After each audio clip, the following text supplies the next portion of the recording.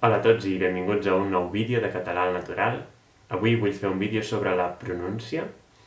Ja vaig fer un vídeo sobre les vocals del català fa molts mesos, crec que va ser el tercer vídeo del canal, el deixaré a la descripció, així que si teniu interès en saber com pronunciar correctament les vocals del català, aneu en aquest link. I aquest vídeo el centraré més en les consonants.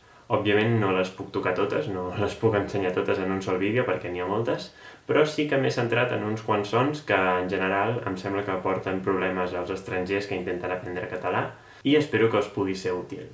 És veritat que la pronúncia no és la cosa més important en l'aprenentatge de llengües. El més important és poder-se comunicar, poder entendre't amb la gent, no? Poder parlar, però sí que és veritat que tenir una bona pronúncia realment impressiona els nadius de la llengua que aprens i també en contextos més formals, és a dir, si heu d'acabar utilitzant la llengua que apreneu doncs, a la feina o en algun context més formal, que no sigui una conversa de carrer, doncs només el fet de tenir una bona pronúncia ja us donarà molta més credibilitat i la gent donarà més valor al vostre missatge independentment del que estigueu dient.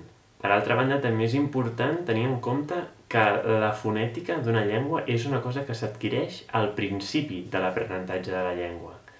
Un cop ja parles relativament amb fluïdesa una llengua, el teu cervell ja s'ha acostumat a parlar de certes maneres, ja té els sons incorporats de manera automàtica, no? És una memòria ja muscular, no penses conscientment el que estàs dient, i canviar això és molt difícil. De manera que si preteneu aconseguir una bona pronúncia en català, o en la llengua que sigui que estigueu aprenent, us recomano que us hi centreu, o com a mínim que hi pareu atenció des del principi, no ho deixeu per més endavant. Com he dit, aquest vídeo se centrarà principalment en consonants i la primera que ens trobem és la S, que en català, com sabeu, tenim la S sorda i la S sonora. La S sorda és S i la S sorda és Z. Per saber si esteu pronunciant bé aquests sons, us recomano que us poseu la mà al coll i amb la S sorda no hauria de vibrar. En canvi, amb la S sonora sí que vibra. Z. Així és una bona manera de comprovar si esteu fent bé el so. Bé, com segurament ja sabeu, aquests sons en català es poden escriure de moltes maneres diferents, de manera que anem a veure quines lletres corresponen a quins sons. Bé, doncs quan tenim una doble S, una C seguida d'una E o una I, o una C trencada, el so sempre és de S sorda. S. Alguns exemples podrien ser cera, cirera, braç, caçar, massa, missió.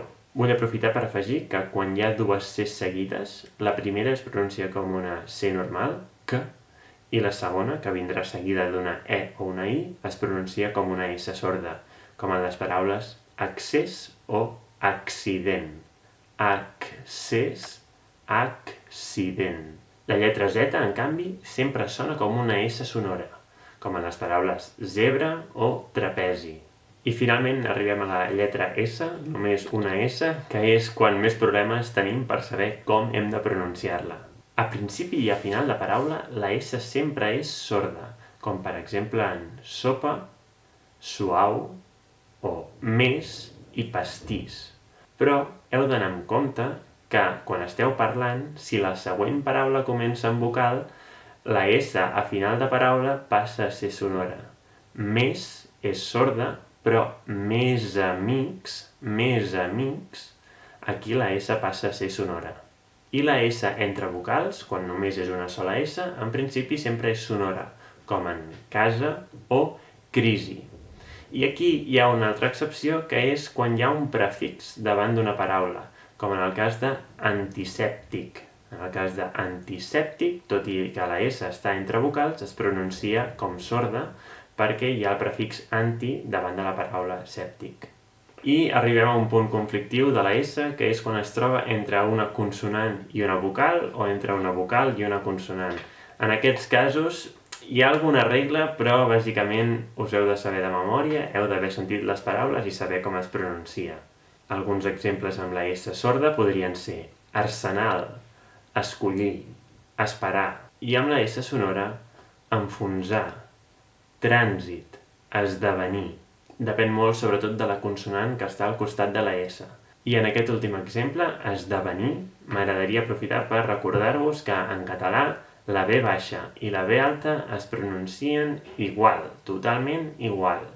Passem a la lletra X. Aquesta lletra també es pot pronunciar de moltes maneres diferents segons la posició que tingui dins de la paraula. En primer lloc tenim el so x, que ens el trobem quan el tenim a principi de paraula, com en el cas de xocolata o ximple, o també quan al mig de la paraula o al final de la paraula hi ha una I i després una X. En aquest cas la I no es pronuncia i purament tenim aquest so de x.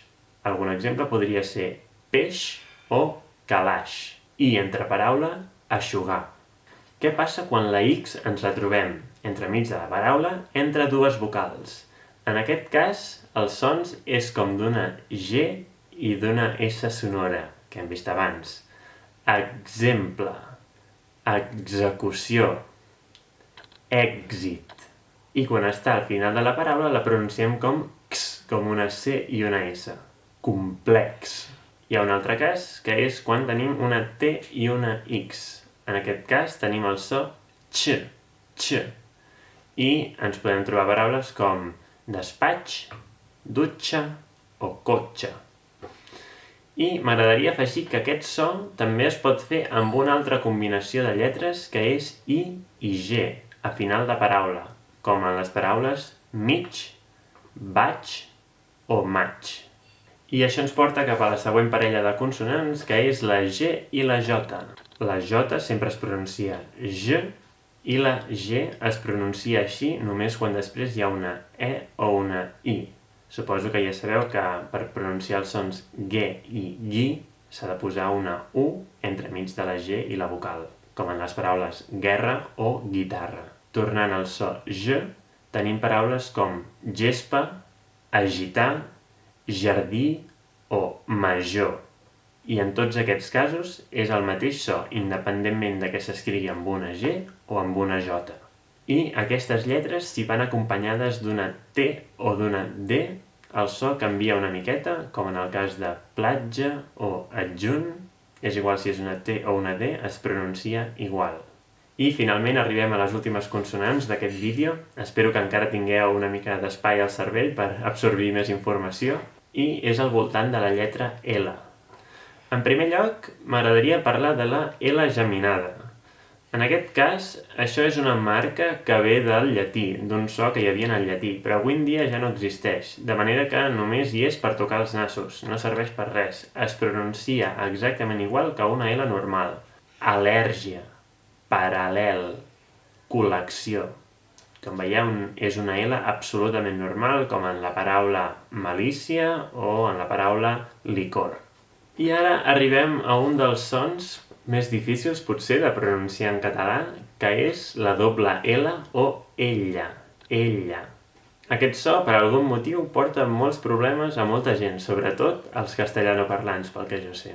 Bé, per pronunciar aquest so, el que heu de fer és posar la llengua com si anéssiu a fer una L normal, i us adonareu que en aquest cas teniu la punta de la llengua contra les dents i el paladar, no? Doncs el que heu de fer és que tota la llengua s'enganxi al paladar, o pràcticament tota. O sigui, no només la punta, sinó que pugeu també la part de darrere, de manera que quedi cobrint el paladar. Ben enganxada cap amunt.